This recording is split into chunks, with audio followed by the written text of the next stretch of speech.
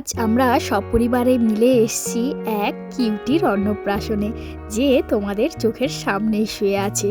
আজ ওর মুখে ভাত। তাহলে চলো পুরো ভিডিওটা শুরু করা যাক।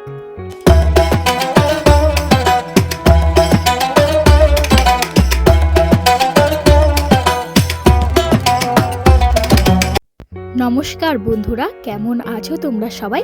আশা করি সবাই ভালো আছো, আমিও খুব ভালো আছি। সুমি পলাশ ওয়ার্ল্ডে তোমাদের সবাইকে অনেক অনেক স্বাগত আর নতুন একটা ভিডিওতে অনেক অনেক ওয়েলকাম। আমরা এখানে এসেছি আজকে এই কিউটির অন্নপ্রাশনে। অবশ্য আমি এখানে এসেছি বেশ কয়েকদিন আগে। এই কিউটিটা আমার সম্পর্কে একটা ভাইজি হয়, অবশ্য খুবই কাছের ভাইজি, আমার পিসি শাশুড়ির নাতনি। আর এখন এই পুচকিটার গায়ে হলুদ হবে, সেই জন্য আমরা সবাই ছাদে এসেছি ওর কিছু ভালো ফটো তুলবো বলে। অবশ্য ক্যামেরাম্যান দাদারা এসছে, ওর ফটো তুলছে ভালো করে কিছু পোজ দিয়ে, সেই ফাঁকে আমরাও কিছু ফটো তুলছিলাম।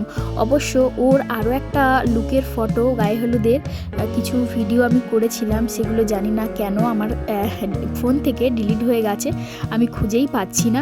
তো যাই হোক, আমাদের কিউটি স্নান করে একদম সুন্দর একটা লাল পাড় সাদা শাড়ি পরে বসেছে ভোজ্যে। এই পুজোটাকে আমরা ভোজ্য বলি। এটা আসলে কিসের পুজো আমি জানি না, তবে আমাদের ঘরে অন্নপ্রাশনের বা মুখে ভাতের আগে বাড়িতে এই ভোজ্যটা হয়। পুরোহিত মশাইকে ডেকে একটা ভোজ্য পড়ে। এটা কি কোন ঠাকুরের পুজো আমি সঠিকভাবে জানি না, এর বেশি কিছু আর। তো যাই হোক, বর্তমান এই ভোজ্যটা পড়লে তারপরে আমাদের কিউটির মামা আসবে, মামা এসে হবে কিউটির মুখে ভাত। অবশ্য আমরা কিউটিটাকে অনেক সুন্দর করে সাজিয়েছিলাম, তবে ও এত ছোট আর এত ছটপটে, ওর যে মাথায় চূড়া যা কিছু ছিল সব ও টেনে খুলে ফেলছে। তো যাই হোক, এখন ওর মামাও চলে এসছে আর আমাদের মুখে ভাতের সমস্ত সরঞ্জামও রেডি, ওর মামা দিদা আনছে।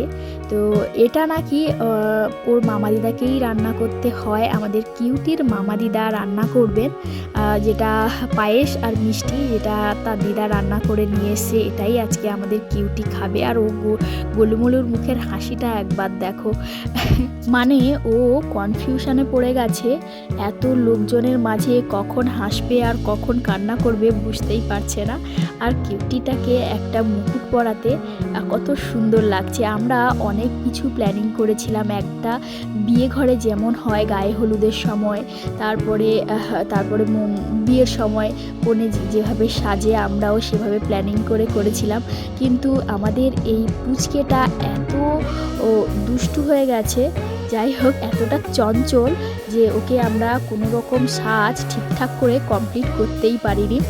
সমস্ত সাজ অর্ধেক করে রেখে দিতে হয়েছে, যেরকম এখানে আমরা চূড়াটা পরিয়েছিলাম, কিন্তু ও এই মুহূর্তে এতটা পরিমাণে রেগে গেছে যে ও খেতেও চাইছে না আর কান্নাকাটি জুড়ে দিয়েছে।